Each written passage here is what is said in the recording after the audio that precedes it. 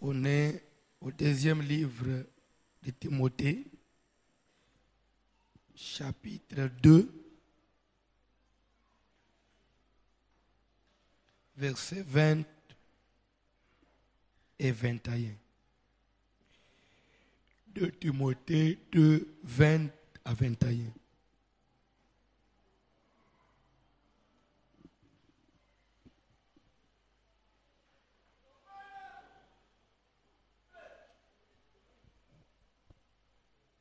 Deuxième lettre de Paul à Timothée, chapitre 2, les versets 20 et 21, nous lisons au nom de Jésus de Nazareth. Oyebi, l'ère na moni yomba la moni yepe akoti 2020. Nanjima kiteke yope okota kido ozapeko bamusuba chioli meyo ozali. Do basali tout bakoki na bango te okoti na yo. Vraiment, le rescapé de 2019. En tout cas, j'ai en face de moi le rescapé de 2019.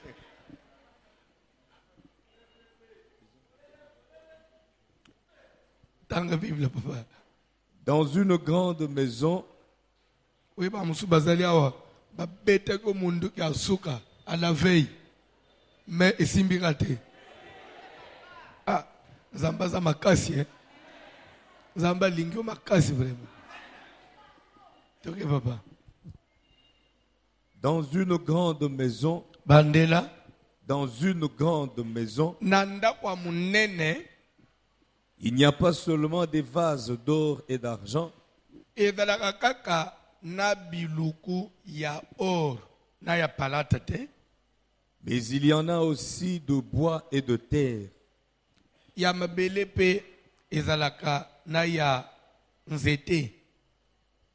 Les uns sont des vases d'honneur, Mususu ezalaka biluku ya lokumu. et les autres sont d'un usage vil. Mususu ya misala ya pamba pamba ya tina te.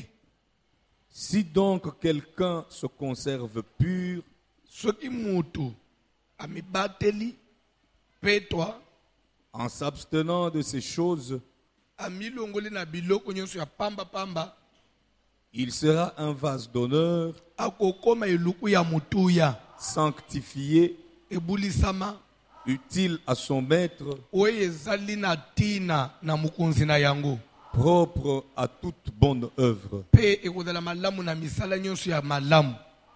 Fanda na se.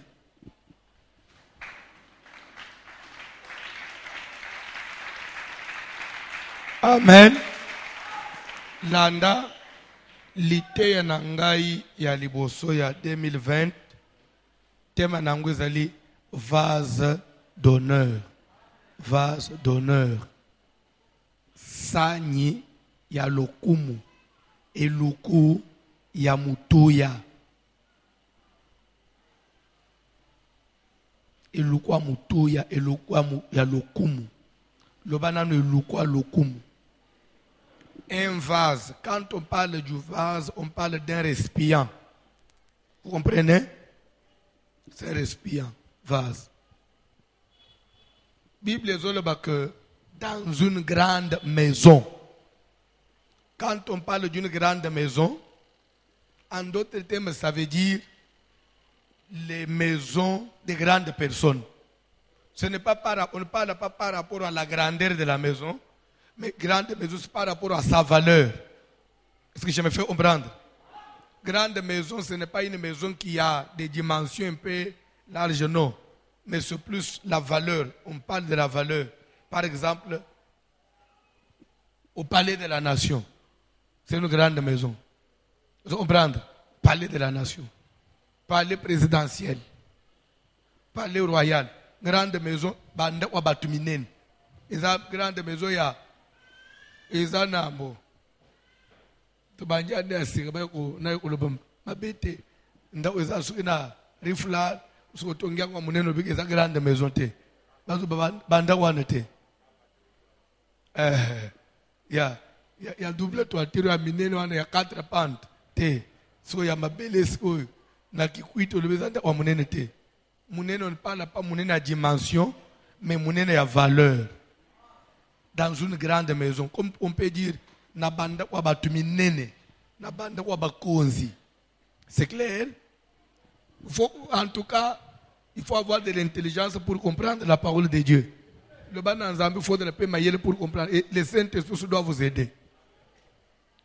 J'insiste, quand on parle de la grande maison, ce n'est pas grandeur de dimension, mais grandeur de la valeur. On est en 2020, oui ou non?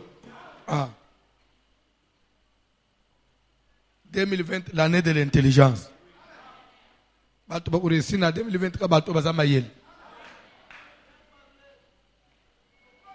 dans une grande maison, dans une maison de valeur, dans une maison de personnes élevées, dans des maisons nobles, il n'y a pas que de vases d'or. Ça veut dire quoi? Même si vous allez chez le chef de l'État, vous n'allez pas trouver tout ce qu'il y a dans sa maison seulement en or, non. Même si vous allez chez la reine d'Angleterre, tout n'est pas en or, non. Même si c'est la maison de qui, tout n'est pas en or. Il y a les vases en or. Parce que c'est quand même un dignitaire. Les vases en or et zalak. Les vases en argent et zalak. Mais les vases paix, il y a ordinaire, il y a pamba pamba zalak. Même na banda on a besoin de soi. Maman, on a pas qui va udia cherté. Qui va udia no ya ba fleur wan. Il y a bien au tcha awap. Pardon? Ozo hésiter ou le baponani. Ndeba makambo mu utoze inangu ya kala. Sombi armoire ya bois noir au chena salon. Ugamati ba kiba udia ba fleur che. Ba nane biso ba cha ba kiba udia na salon ati armoire. Tota musika ndio umone unjire nda oneza itoko. Ba kiba udia ba chena salon na armoire. Suko zana ngende ulungulu. Ba cha ba sani na salon te. Na armoire na salon te. C'est vraiment villageois. On est bilo ya, autrement on s'en a pas quoi dire.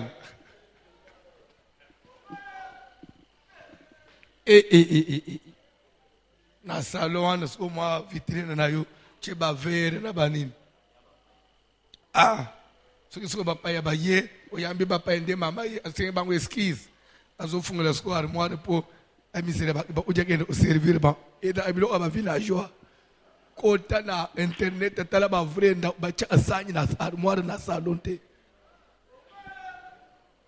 to zo kola to longola to changer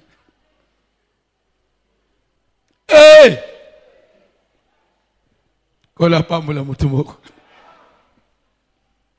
bo to longo place wana na boyi ba problème na boyi ba tamuseza na salon na yo ukangela ngelongi pamba na 2020.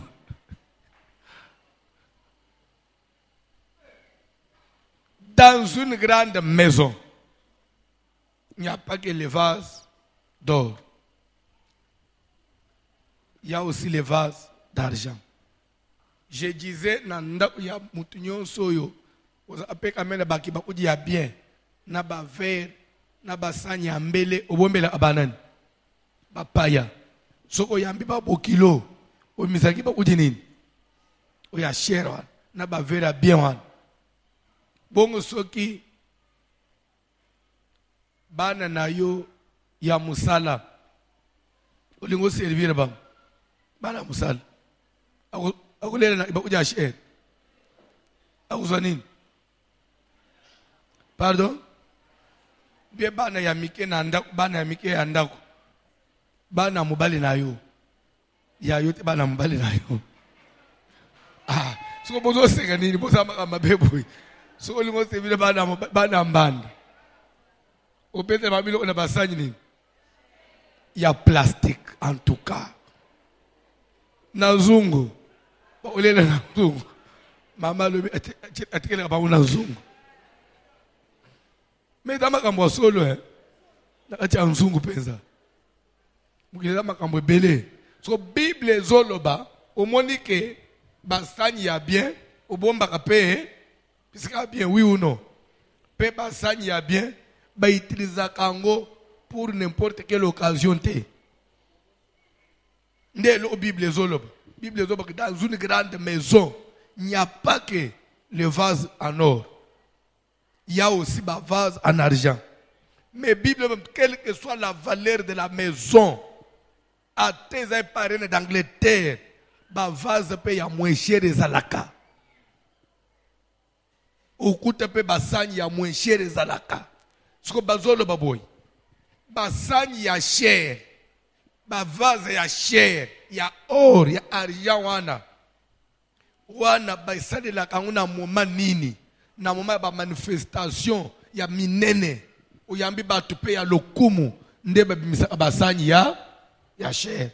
Même ata mutu nyonso, même na banda ordinaire. Basani ya ba mbele ya bia ba fleur wana. Ebi ma soko yambi ba pai. Soko Bible do ba ke o ya moins cher. O ya mabele. O ya aluminium osomba kina gambele nzungu no aluminium wana. Na ba luto osomba kana se ya ba chaka libo 1500 francs osomba na poko so chiwenzo omikozonga ndako. O ba solda kawana bataka kana se wana libo 1500 francs ba luto na ba mbeli wana. Ndo pesa abana balela madesu. Oui ou non? Mais ba luto ya cher penzo somba ya bien wana bomba na vitrine bika yo makambo salaka. So Bible ezokende plus loin que le baboy. Sani ya lokumu, sani ya cher. Ba itiliza nguna tangu pe ya lokumu. Ba sani mususo ya ordinaire. On dit certains sont des vases d'un usage vil. Quand on parle l'usage, veut dire l'utilisation. Usage vil, c'est-à-dire utilisation ya pamba. C'est-à-dire que basani musu basala kanguna area ataba to bazole baloso na ndako madeso na ndako nde ba misi basani ba pesi mutu nyoso na baluto wana ezali o basala ka tous les jours chaque fois ogende umisa bilo ono ya basani na ubomba te opesa bana balela basakana na ngono même bana no ya mike bana ba 3 ans 4 ans ataza mwana olinga amingi mwana no amuke so asengi mai ogende ozo vere abapai opesele mai opetele mai na vere na kopo ya plastique po za mwana muke akosala nini akobamba nguna se oui ou non ata bambi na se beba te mais soki baza bapai ya lokumu okitize basani nini soko yambi bato ya lokumu omisa ba vere nini o ya cher pona nini parce que c'est un usage spécial oui ou non c'est une occasion spéciale. Mais ce qui est l'usage vil, usage ordinaire, utilisation ordinaire, ça y est, nanda uga boy fandi ka boy pamba boye. O misabasanya lokumute. Est-ce que mutu moko zo lande bien? Na linga d'abord ou comprendre l'explication. Ce que Paul a dit de plus loin que le baquet. Si quelqu'un se conserve pur, il sera un vase d'honneur. Oh. C'est que d'après Paul, les vases là, ce ne sont pas des assiettes. Ces vases-là sont des humains, sont des hommes. Oh, vous comprenez? D'après, parce que dans le verset 21, vous comprenez qu'il ne s'agit plus des vases comme des ustensiles et andaku, mais c'est des personnes. Si quelqu'un se conserve plus haut, il s'agit des hommes. C'est que Bassanyo les abattu. Alors, ce qu'ils abattent, maintenant la grande maison sera quoi? La grande maison dont on fait allusion, c'est l'église. C'est l'église de Dieu. Est-ce que vous avez on parle de l'église. Paul, il prend un autre exemple, l'église. Il y a ndaku ya munene ndaku ya mokonzi. Pour comparer, pour faire passer message. La grande maison, j'ai dit, cette maison ne parle pas de la grandeur par rapport à la dimension, mais sa grandeur, c'est par rapport à sa valeur. On se comprend jusque-là. Amen. C'est que c'est une maison qui appartient pas à, qui appartient à une autorité. C'est ndaku ya mokonzi, ndaku ya mutu munene.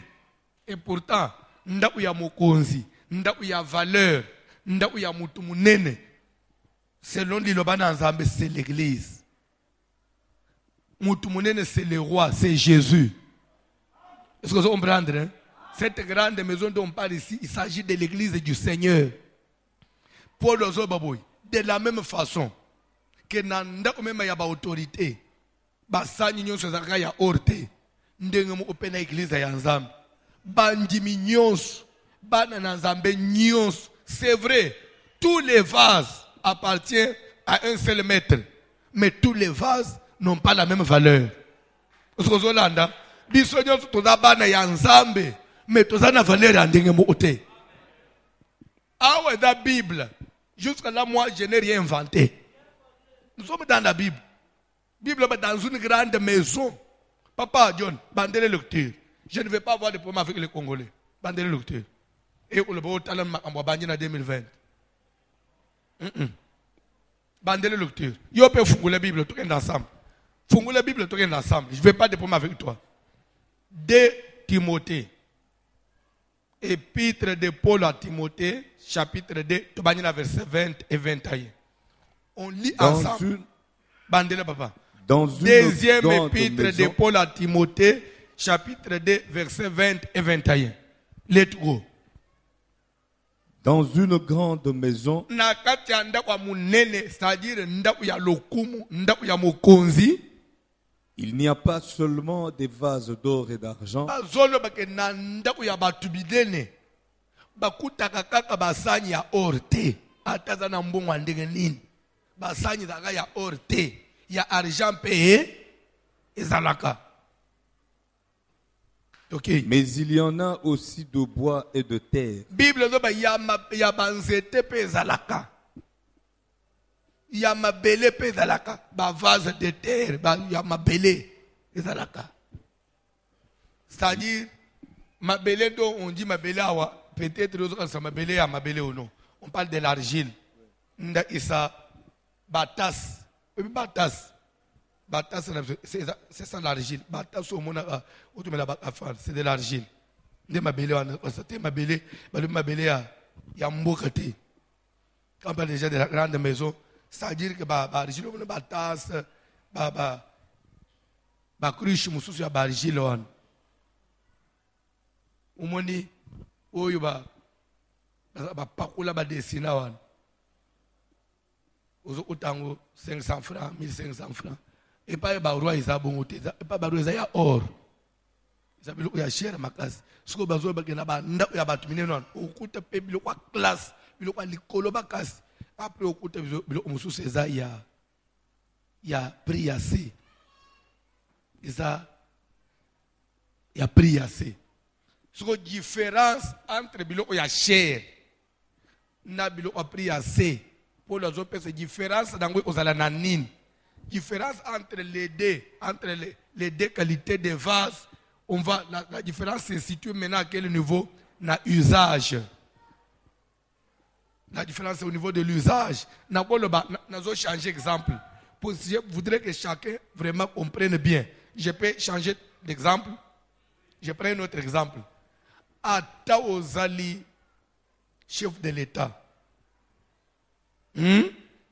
Ata oza star ya ndenge nini. Ata oza nan, ata oza na bambongo ya ndenge nini. Ozala na bilamba ya cher, mais apena bilamba ya des habits, hein, quand on veut rester comme des habits de relax, décontractés, des tenues décontractées. C'est-à-dire quoi? Ou une manifestation, mais quand vous rentrez à la maison, vous vendez pamba boy, à tous les chefs de l'État, vous avez un pantalon à $2000. Et après, il y a simple, il y a un pépé. Oui ou non? Il a sorti, il y a un pépé. Ça veut dire. Il y a une manifestation, il y a un c'est clair?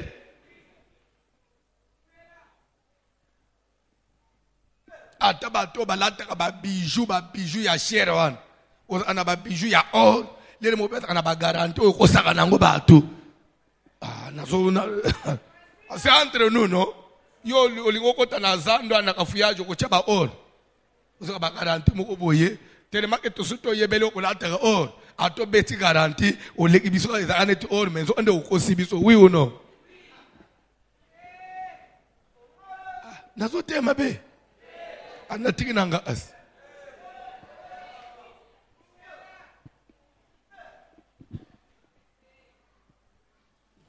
Amen. Tellement que tout ce que yebele on a pas médaille, pas bloquage or, je ne peux pas bêti garanti, toi yeb. Toi c'est que ça gagne en route. Nakata. Tant que vous savez na matin nangate. Bible zolo dans une grande maison.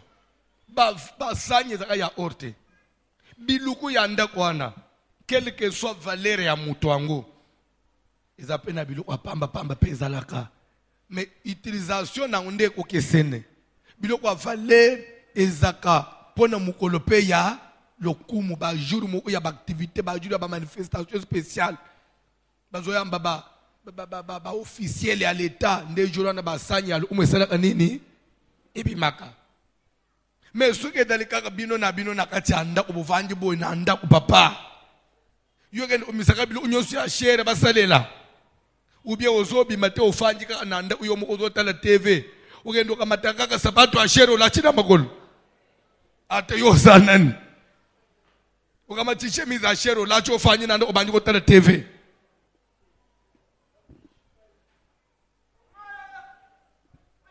Bible zolo que pour un usage vil, c'est-à-dire ce qui est entre biso na utilisation ordinaire entre biso na biso, ba ko salela ba sanyi ya moins cher, ba sanyi ordinaire. Mais ce qui est dans manifestation munene ba se servir na ba sanyi nini? Il y a or parce que c'est la grande maison. Et ça n'a pas de munene. Ce que Paul a dit, basanya zolo ba wane zabato. C'est que na église ya nkolo, liboso nzambe, batu nyonso bazaka ba vase d'honneur te. Nzamba zaka na bandimi ya or te. Parce que zanda munene ya mukonzi. Et ça pena ba ya argent na ya mabele.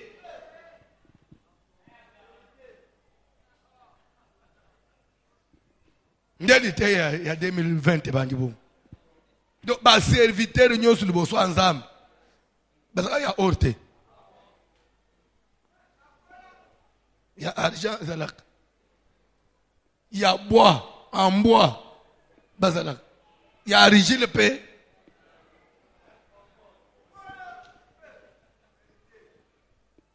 Musali na nzambe me en bois.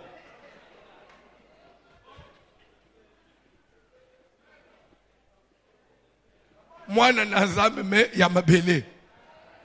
Donc moindre pepe amwangani na ye. Hey.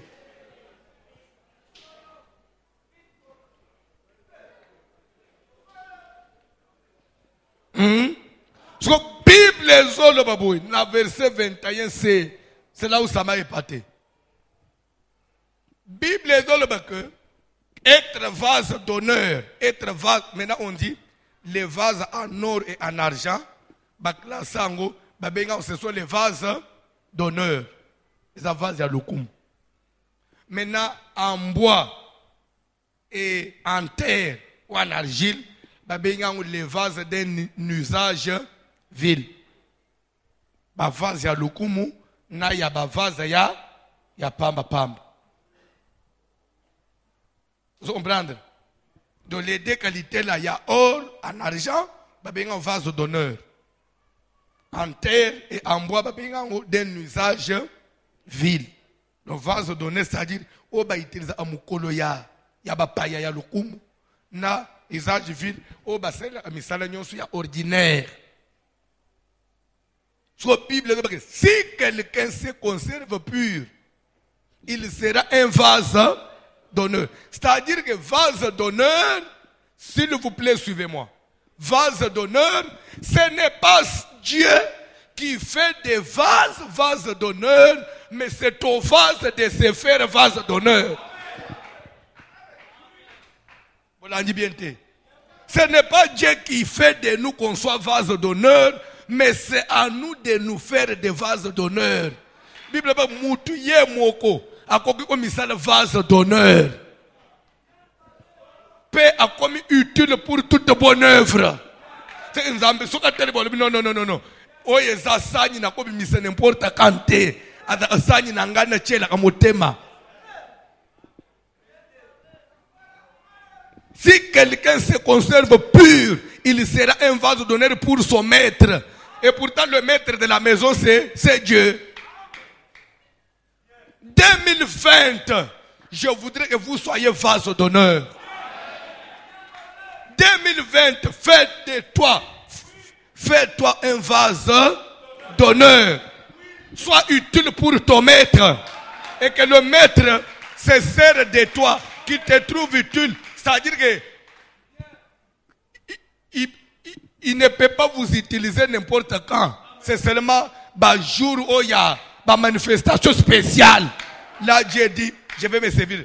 Nakati ya ndaku ya batu minene. Place basani ya lukumwe fandaka. Babimisaka ngo pamba te. Basani ya lukumwe bimaka mukolo ya ba manifestation mukunza yambi batu minene. Bande usoko so fanda na bande kwa minene ya batu minene. Bisaka ba batu minene comprendre na ambona zo ba très bien. Bible nzaba ke soki yo mwana na Nzambe omi garde po na Nzambe omi pesi valere na Nzambe okokoma sani ya or. Nzambe komono na mutuya. Me mususu pe ekozala. Nzambe talika lumbo. Azana imunji meme ya bongo. Nzambe libina mbo. Azana munji banji batuni Nzambe ozo alubu na ibika na imunji meme ya mabele. Est-ce que 2020 vous allez munji mi andege nini? Il y a or, il y a bois. Dans une grande maison qui est l'église du Seigneur. Bana na Nzambe nyoso liboso Nzambe bazana mutu ya valeur andege muute. Mais valeur mutu mi pesa ka valeur. Bande ku valeur ya mutu, s'il vous plaît bolanda. Valeur ya mutu e utaka na batu te.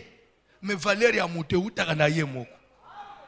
Valeur na yo cause la batu ba pesa yo valeur te mais yo mo mi pesa valeur landa mate ce n'est pas pour rien Nzamba sel grâce lelo sala pendant que batu ebele baza fatigué ba yete mais peut-être que bazo continuer ko lien na bonane oyebi nanga imoko lobi na mituni bonane yango tunanga ponani na ba fatigue nyonso ana biloko yango etandami na toki ka turmoko na fanji na mekolia boy na tonji na tuso nini na lea spécial ya bonane webi mukilo tout est vanité penza ngata ze ko leza bonane na kulia 15 sanya po eza bonane na meki boy esili na tonji na mitunu soyo bonane nyonso ango yango. Donc, ozo mona makemba yango, bambala yango, bife froid yango, fumbwa yango, pondu, ndunda, soso, ngombe, ntaba, mbisi ya mai, ngulu, soso ya kotumba, ya chulwa benyi, mbisi ya kokauka, musaka, madesu, loso. Oh, c'est quoi ça comme Tala, on donc yo ça qui n'a trois plats. Au fait t'équité. So na bilo onyo soana, ozi sanyi moko. Ozi moi utalina no yo sepela kanango. Lokona na kana intaba bilo kwa kati. Na kana intaba surtout les affaires intérieures de la chèvre. N'a eu quelques affaires intérieures. N'a eu moi. Parce que moi, quand vous mettez les foufous et les chikwanga, moi je préfère les chikwanga. Hein? D'ailleurs, ça fait longtemps que nous les soupes foufoutés. Je suis différent de mes frères qui sont derrière moi ici. Est-ce que j'ai dit quoi? Mais Vous allez mes frères, est-ce que vous avez fait? Vous n'êtes pas mes frères. Oh. Bon, on dirait que vous séparez l'encate. Amen. Parce qu'il y a mes frères qui sont derrière ici. Lui-même dans une fête, il fait seulement les foufous. C'est quoi?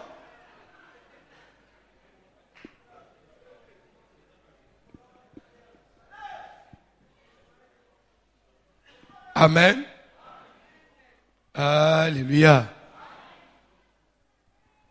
Landa. Nazuiao. Ah, namonisanye tonji. Nebina kenda navanda na nalia oibo nazonga. Na meke kaweze kina sanywan. Na silisi pete na tonji pe. Oh, kama na mituna be omena selelo ote. Na tele biloko plasa ochangwe za suste. Na tusko bona nangwe sili. Na lungwe pana na otipe na lalimbala mu upe na suko boto komi le 2. Le bien est in boy. Vanité de vanité. Mukiloi. Vanité de vanité. Ya mutu ya ozalana Yesu. Betele Yesu mabu auto avancer.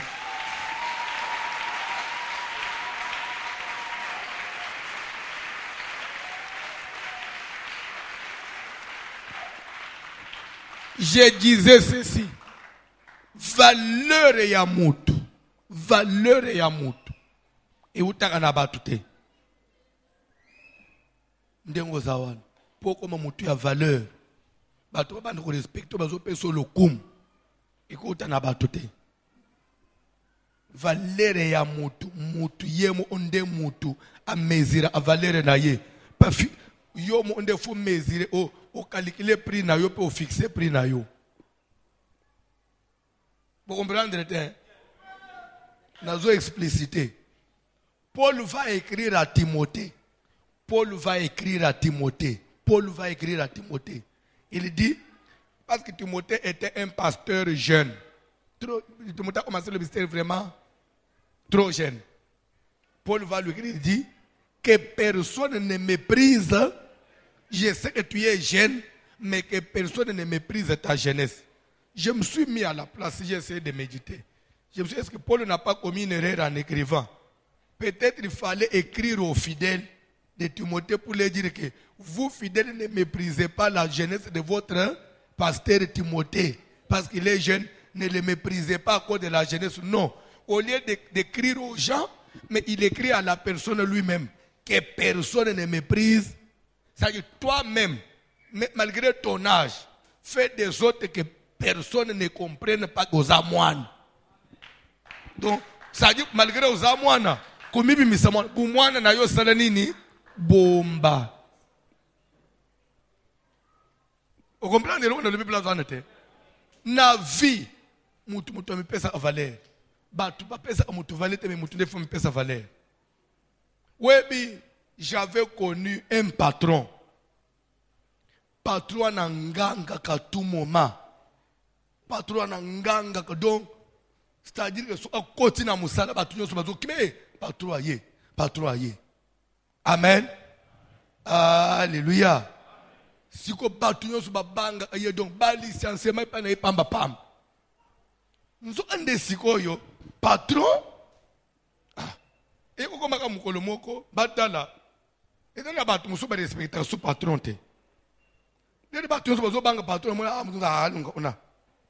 Patron zo nganga musada. Ndeni kas. Yo banga patron te so bina boko banga ngano obanga yite. Yo nan.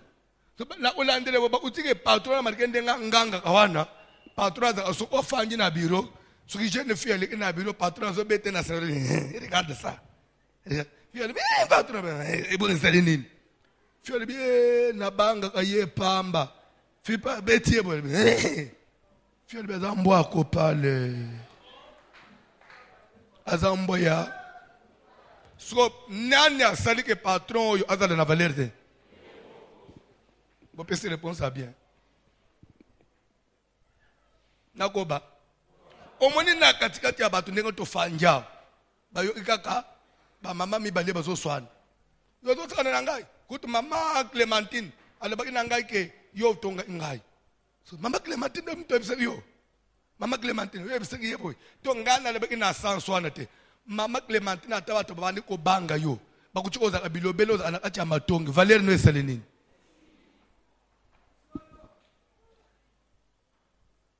C'est-à-dire, mutu ye mo onde faut se faire respecter. Mone na katikati ya bato. Soki ba kuchona bilo apamba pamba. Ko se pamba pamba.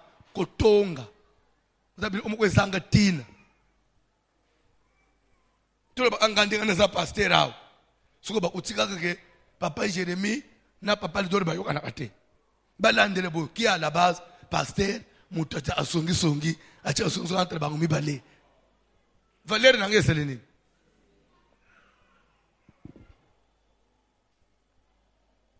Donc, c'est-à-dire que moutou ne faut me payer sa valeur.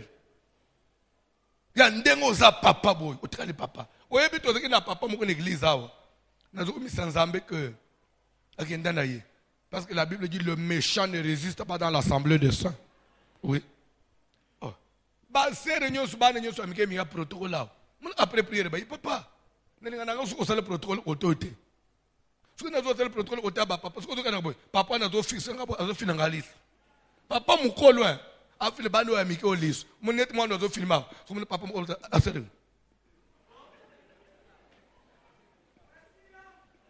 le moi, Mickey Olis. Moi, je suis un so prière ici, au moment où l'ange est au moins. Avec chéri, papa, ah, où bien papa te, bien chéri. Lokola ba via ishe benga tonton. Toza ana na kute lokwana. Bon. Na ule ba place angu bien te pour gelo betanga pamba. Na voyage ami na zo lo ba ote mususu. Na frontière na ba tembo bakaungula kala. Même na Angola c'était comme ça. Na Lunda. Ukuchi mama net biso tuneka na système ya na église. Oh mama, wewe na église benga mtu mama. Mama. Ko benga mama te. Na bota yo. Boni ununisanga boyo uzangisanga ba marché. Benga nga tantine. Musudu ozo muna mama mukolo zo lingo benge mama te obenga nga vero. Benga nga na kombo nanga benga nga vero. Nandire ni. Mukolo boyi respect.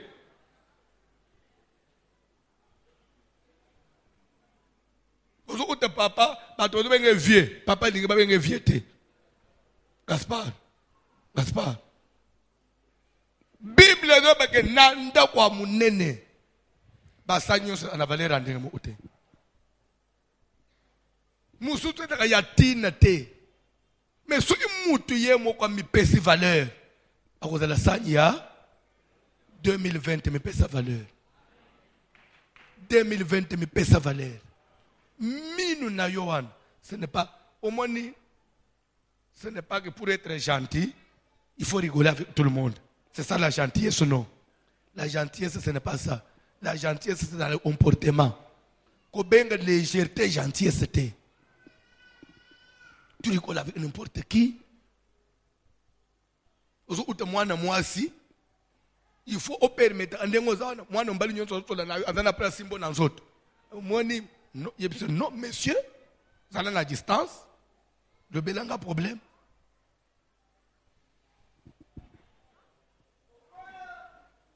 Tout le monde est un pasteur boy. C'est-à-dire que prière ici, maman bonjour. Tout le monde nos bisous. Ah, c'est un baiser. Verset on est vanda. Verset on est dans la Bible, c'est le ligne.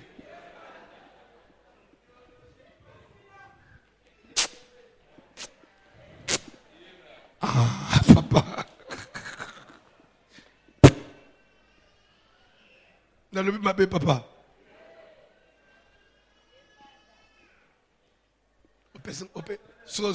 Après prière, on a protocole, on peut se bisouter. Soyez pas boy. Au nom de Jésus. Moi, tu tombes protocole. Nambe bono anezika.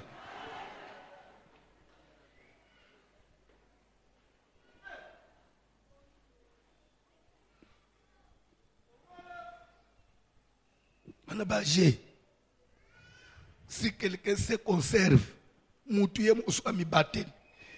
Abstenir na bilo pamba pam.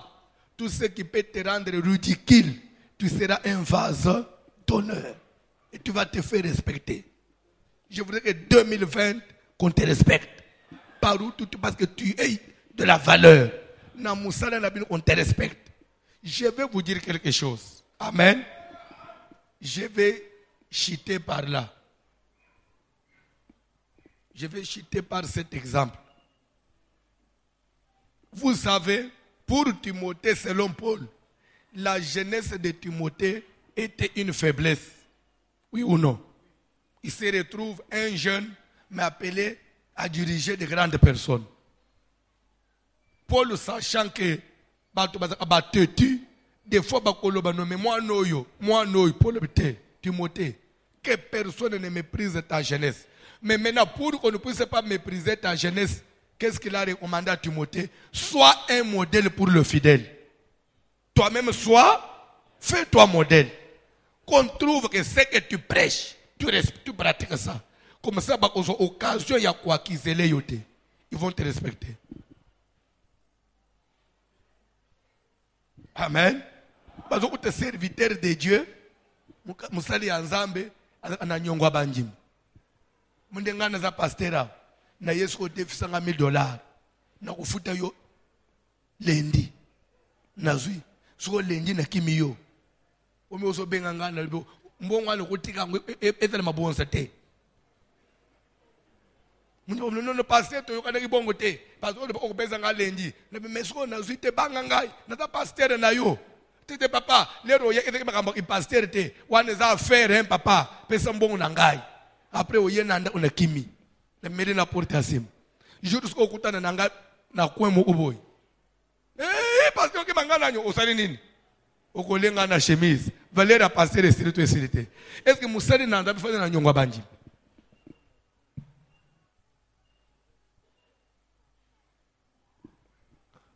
Toi, tu es un serviteur. Bon. Serviteur de pasteur. Toi, tu es un mundi. C'était en 96 ou 96. Église est une pauvre. Tu es un mundi. Tu es un bon. Omoni.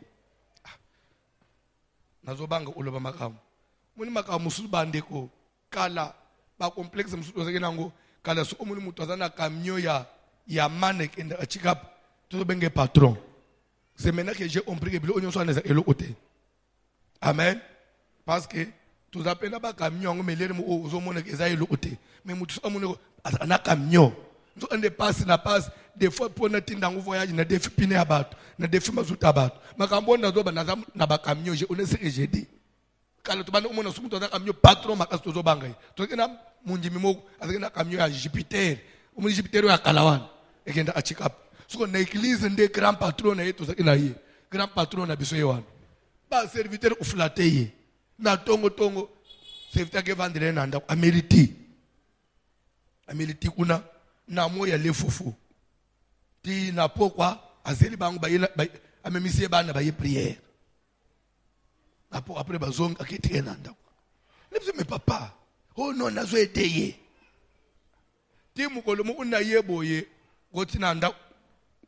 Oh, mais serviteur de la yagao. Un papa, ça veut dire que tu regardes ça l'appel mokonde to tindia so bele so crédit na coin. Mama mobali kolonda okolo camion avec na chikap. So mama nda tikala iti. Mama so nda tindi serviteur. Lo to zo papa te sumbela ngana so kola mwana sumbela crédit na coin serviteur azimbo aki sumba crédit. Na lobby même mulela udika buika. Même si faut que la nizala. Ah papa. Bon, natiki mate na silis. Mate sil. Vous comprenez ma kamuna lobe. Na sali 9 mois na libu mama. Ata pasi ya uya ne otini nga kredi. Na bimi pe na kei. Na ipe na pesi yo. Po yo benga. Mate yesili. Telemani ko loto prier. Mate yesili kas. Oh. Oh. Mate yesili.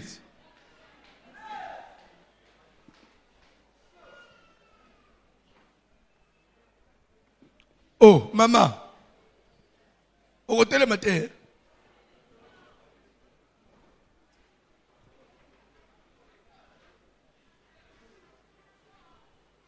Na vie, quand la complexité. Na vie, quand l'enga liboso abatute. Parce que vous avez de la valeur aux yeux de l'Éternel. So inzamba tombolio, a tombolio na tango na yo. Tango na ngai pe ekozala. Ah. Musali na nzambe, fanyi na ndako tiba omoko de prière, amemeli mama mwana musuna lipeka. Okote Yesu nini?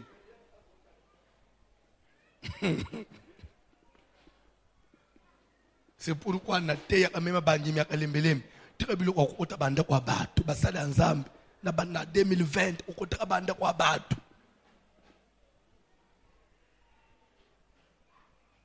Otoza ina nguservitere mo kwao. Soki priere sila lanji batu na ba mituka na ba portier na ba na lingi na bala. Bosunga ngai. Amundimi. Ocheleke maboko. If donc ndengo ocheleke maboko ça yoza supérieur. Ate ba passe musu tu ne peux pas naïete. Vous savez notre façon de demander officielle c'est du haut de la chair. Et ça c'est codé. Mais quand je descends d'ici non. Il faut une mise en face d'honneur.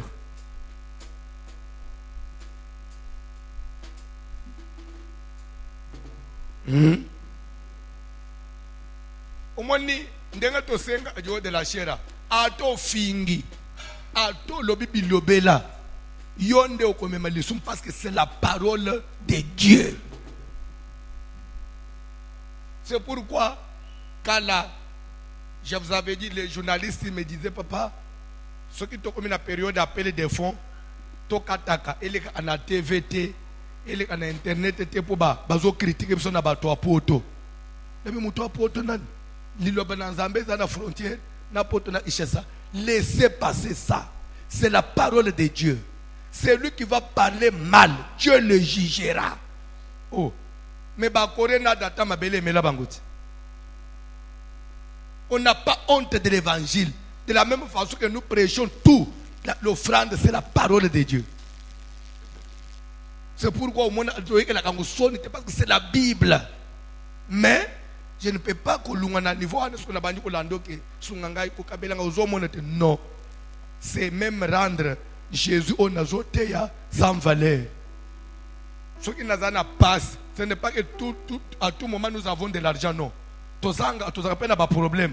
Ce qui n'a pas, c'est offrir manasser, na lele Yesu. Parce que c'est lui mon patron.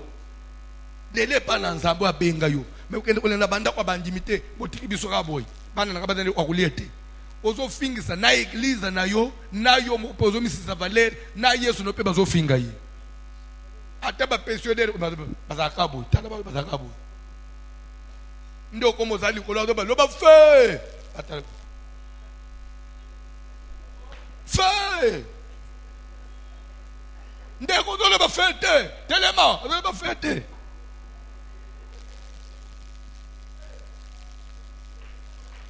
« 2020. Ça la vase. Cantique s'il vous plaît.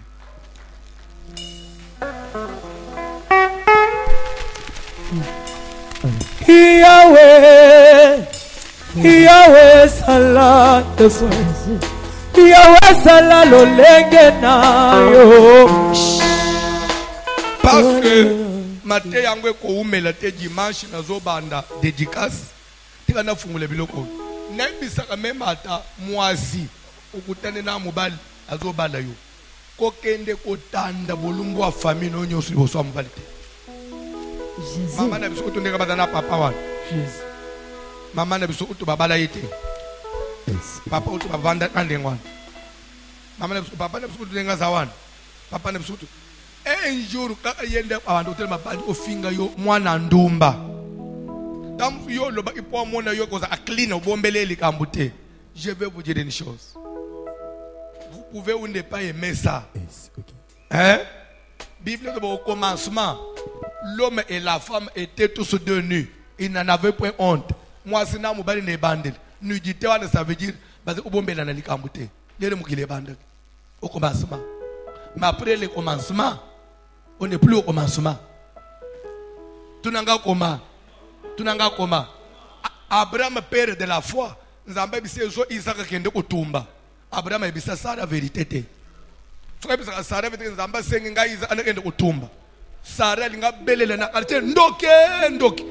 Otiki Ismaël mwana omune utumba kaka yanga yo magicien alekende kusacrifier mwana na ngai. Abraham linga réussir na mission na ite. Bible doba ki ayebisa ki Sarah te elo nzamba senga iye. Abombeli ete. Division te. Il avait compris que tout ça dans le jardin d'Éden était. Dans la Bible, la femme sunamite, où Elisa pesaka moine, l'air moine na kufaki. Femme sunamite pour kende, et pas ya Élisée, aye ose kusamoine. Moubali a tourné comment va l'enfant, tout va bien. Abombeli moubali na ye kolo moine, que moine na kufi. Parce qu'il y a un niveau ya konjema ya moubali.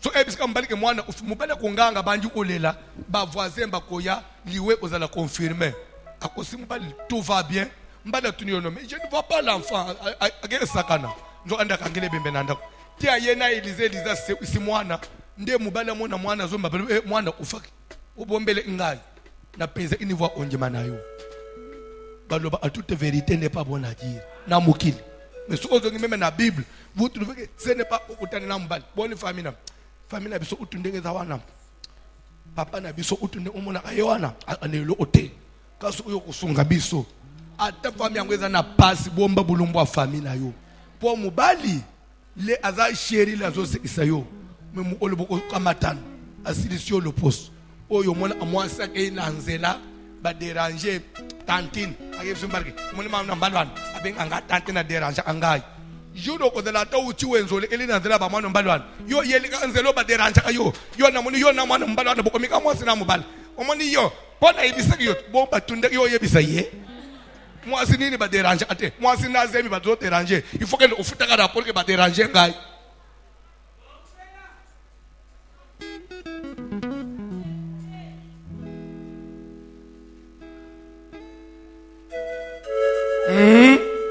ya ofanyisa mwasi na una so muta déranger yo yebisa ngai oza mubali sérieux parce que ça va même vous mettre na crise de confiance.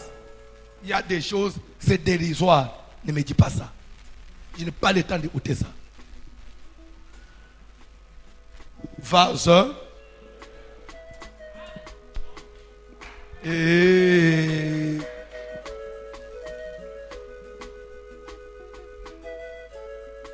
dans un exemple, le bangoulé loté, kaka lobby, ezak ki toko moko, boko sekebele lobby. Ozoba loba. Ozoba na makambo, ozoba na loba. Cantique. Nazana bezo sa la prière. Seigneur, 2020, na lingna za la vase d'honneur. To sambele na ombo na Jésus. Apprends-moi à être un vase d'honneur. Jésus. Yahweh, Yahweh Salah, Yahweh Salah lolenge na yo. Yahweh, Saba Vasilo Besala Yesu. Yahweh Salah lolenge na. Yahweh Salah lolenge na yo. Yahweh, Yahweh Salah, Yahweh Salah lolenge na yo. Yahweh, Yahweh Salah. 50 ans avant que nous sommes vase d'honneur. Salah lolenge na yo Salah. Yahweh Salah, Yahweh Salah lolenge na yo. Yada saringa koluna kamalelo. Yahweh Salah langa yose. Lokumu ya bombo yelata dodo. Salah lolenge na yo. Yahweh Salah, Yahweh Salah lolenge na yo. Yahweh Salah lolenge na yo. Yahweh Salah lolenge na yo Salah. Bana bakufela baboti. vivre que le cabaret bazana babotio. Basi bakufa la bibali. Nangaluna yo baza vivre. Banani kabaranga olobini nizambe. Nalobi yawe. Samba bika mwasala Yesu. Ya sala lolenge na yo. Ya sala na tebonye.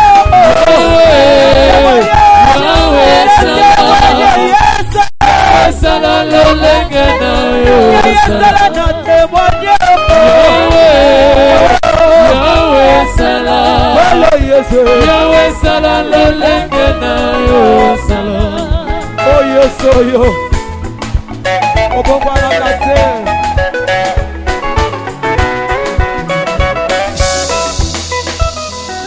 Oyebi, Bible dit si quelqu'un se conserve pur, il sera un vase d'honneur. Un jour, na bande côté na poto, na ibisaki bango clairement. Biso en Afrique, soko yoki mutu azotonga, bane basinde mutu batonga en Afrique. Mais na poto bane mbali nde batonga. Na to sowe baka. Bane mbali nde bazoto. Ute bane mbali bafanje bazobeta masolo. Mwasi na yunjira banji suzemi. Ah. Lisolo ya zemi ya mwasi. Eko mina bino bane mibali. Na tuna yeza nini? Au nom de Jésus. Balobaka, il y a un adage qui dit mieux vaut vivre avec un ennemi qu'un hypocrite. Un ennemi, madame Mounayeba, que tu es mon ennemi, tu ne m'aimes pas. Déjà, nous allons vivre avec des précautions. Mais quelqu'un qui se fait ami, mais ce qu'a balou, il te détruit. Il est plus dangereux qu'un ennemi. C'est pourquoi nous avons dit ngai na ibisaka memba serviteur soki to fangi boy soko moni na tuniyo likambu te ataba ibisinga likambu nga na tuniyo te seke na banaliza na koyo ke lo musuna te ah pourquoi ka utune na olezeye pam eza pe grave na banaliser soki e choqué nga makasi na tuniyo mais na okenda nango e pa mutu pembeni te te mieux vaut uzo courage koloba na mutu aleze yo ke boy un hypocrite. Oh Yesu alela et pas ya Judas, mon frère Judas. Tout à nos boutons moi. Nous avons des Judas balukela angana sima. Ok, oteka ngai. To les ano ensemble. Muto ya tonga ayo critique ayo sima mukong. Tikaye. Ce n'est pas un bon ami. Tu comprends quand muto yela yo makambwa batu 2020 yebise ko yasu nanda unangate. Yo nanga to sola asute. Tu te utanto sur la bisomi balé. Kocheli kamba mutu misal tu te poaza wate. So omuna azama be kende yebise ozama be boy. Pourquoi ozana courage ko yebise tozo olobanangai. C'est Ezabil est détruit à valer rabat. Vase d'honneur. Anéoy, zalana courage ya kolebele mutu mabena ya en face. Soko ko quitter et face à una mutu na yo. Paye bisaka batu soko moninga na mabe lobelangai soko zana courage ko lobelangai te kotonga ngai pa mutu te parce que si j'apprends yo nangai on ne va plus marcher.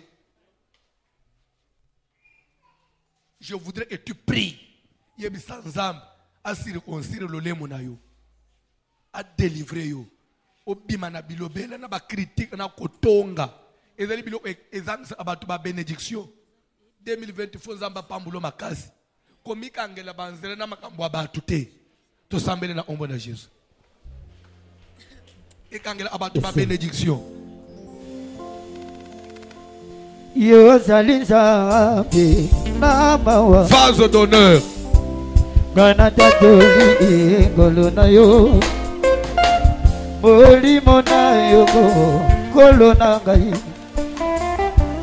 etininga na kumbambela yo kolo yo linginga mingi amoli yango na bomoyi na ngaye wana na sala kimitele nganoe yolokotaki ngayo sukoli ngaye yawe okomisi ngai mwana na yo nakopesa na yo nini mpona masoyo wasalelinga papai nazongisela yo nini yawe mpona masoyo salelinga sabe ngai napesa yo nini nakobanga te kolo mosikoli na ngai yazali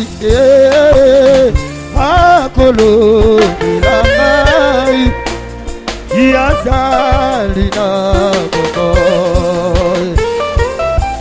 nakobanga te kolo na ngai mosikoli na ngai yazali yawe akolobela ngai yazali na boko yema sambesa sambesa batela banana yo banana yo kolo na ngai saliye bateli elo oyema sambesa yema na ngai batela banana yo banana yo kolo na ngai saliye bateli elo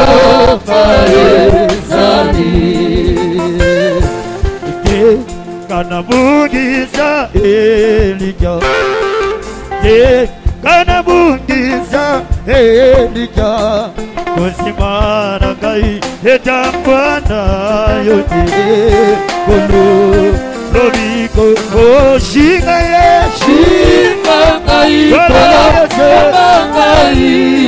Yesu na ngai Amaluna yo Oyo kufela Namakila na yo Ekela ngai Yesu na ngai Lobiko na ngai Ozo la prière année 2020 Nzamba pambulo makasi Yebisa nzambe ano il faut tombola nga makasi na ozala na kotalisa yo si Dieu nous fait grâce. Vase d'honneur, c'est dans les comportements. Vase d'honneur, c'est aussi dans les actes. Na kotalisa aspect mususu ya vase d'honneur. Et le mususu osala na kopesa mutu valeur dans la société. C'est aussi les actes que quelqu'un peut poser. Amen. Ça veut dire que même un politicien qui veut être vase d'honneur, il faut poser un acte. Oui, j'ai connu un seul politicien à Congo. On a respecté Tilelo. Je sais que ça Koufa. Et ça, Lunda Bouloul. Oui, bon, il y a Bakayao. Non, il y a Makelele la bandane. Oui, que place one chaque fois que vous les bêtes, n'ami tout que cholak. Te lunda talaka bol non. Il faut ba matisa. Depuis ba salape makambo place one uzinde sila. Mais l'air de quoi na moni makambo zo simba il avait démissionné. Un Africain a démissionné. À l'obi tout le monde na tongo mo na ba journaux, j'ai fait ce que j'ai pu. Et lunda a démissionné. Il a posé des, c'est-à-dire que ce qui est que mboka musus quelqu'un comme ça, s'il postule, il faut pas voter. Parce que c'est quelqu'un qui n'a pas voulu vendre sa valeur. Vous comprenez? C'est-à-dire, même dans l'église, il faut montrer la valeur. Quelqu'un qui pose des actes, qui laisse des monuments, même dans le quartier, même dans la société. Les bonnes œuvres aussi. Le rôle de l'habitat d'Orcas, à Koufa, mais bateau baboya, bakundaye. Parce que l'habitat misala vase. So pour moi même na bisika bato bafanda hein sika bato bafanda ozana mwa mbongo les saka pe bato ya yo même atasikile no mutu la melete yo na nangu yo da kanelo ote bato muso ba akanelo ote depuis to yeba ye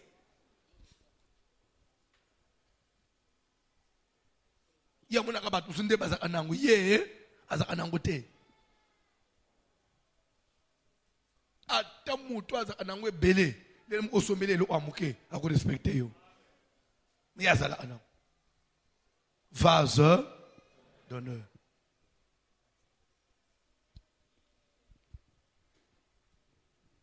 Alléluia. Amen. Alléluia. Je donne seulement un petit exemple en passant. Je n'en fais pas un problème. Oui, bien, même maintenant, le serviteur n'a pas au moins le serviteur me soit voyagé à Zongiboy. Au moins, il y a un bureau, papa, na sumbele au père à ta montre. Au tali. Ce qui place à père yéba qui est un pasteur. À Kalisinga. Moussa, le papa n'a yé. Aux autres veillent le même si, bon, na mon angle grave teme, na oula tangwate 2 fois pour nous honorer pas à la béni. Ça va tout droit au cœur. Des petits gestes, mais qui touchent le cœur. Même moi, c'est nanda. Obimi tambuliti, ozongibo, oyele paquet mo ya biscuit chocolat. Na sombela yo. Papa, akolinga yo. Biscuit à chocolat oyo.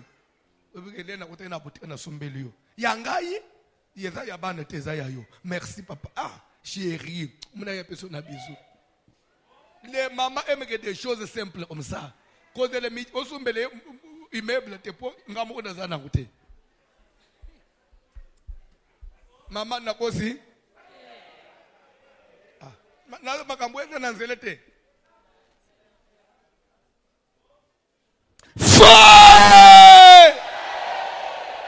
ndoka moi si musu namubali nangate oya akocha sakangelongi au nom de Jésus.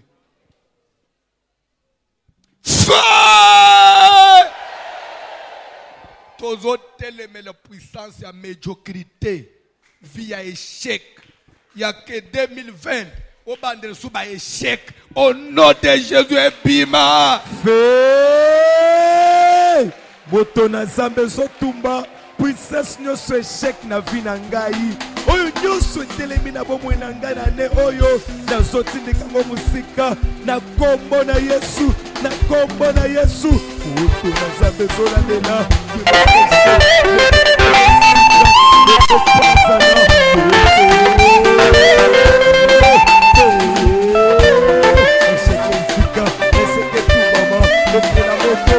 Komona Yesu na misala na ngai na bêtise na ngai na baproche na ngai na mingine na ngai ya kombo etumama esekesika na kombo na Yesu on a puissance de Jésus.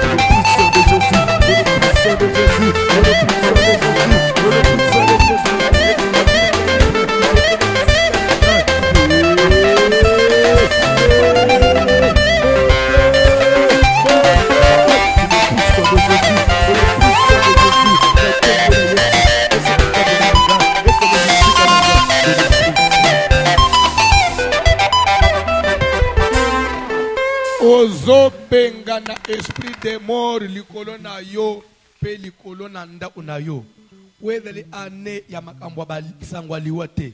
S'il vous plaît, to priez bien. Wezele ane ya basangwa liwa te. Wezele ane ya ozobenga pe pasteur boy promotion. Amen. Ozobenga pe pasteur boy nomination. Ozobenga pe pasteur boy o changer nda osominda omususu pasteur opambo na boy makambo ya bibembe. Na boy papa ya kotalanga matanga te ndelo ngana hotel 2020 nom de Jésus mulimwane bima to sambele na ombo na Jésus na kombo na Yesu na sobenga na molimo nyonso liwa na vina ngai na libota na ngai ekende musika dans le puissant de Jésus molimo nyonso liwa basango matanga na kombo na ngai na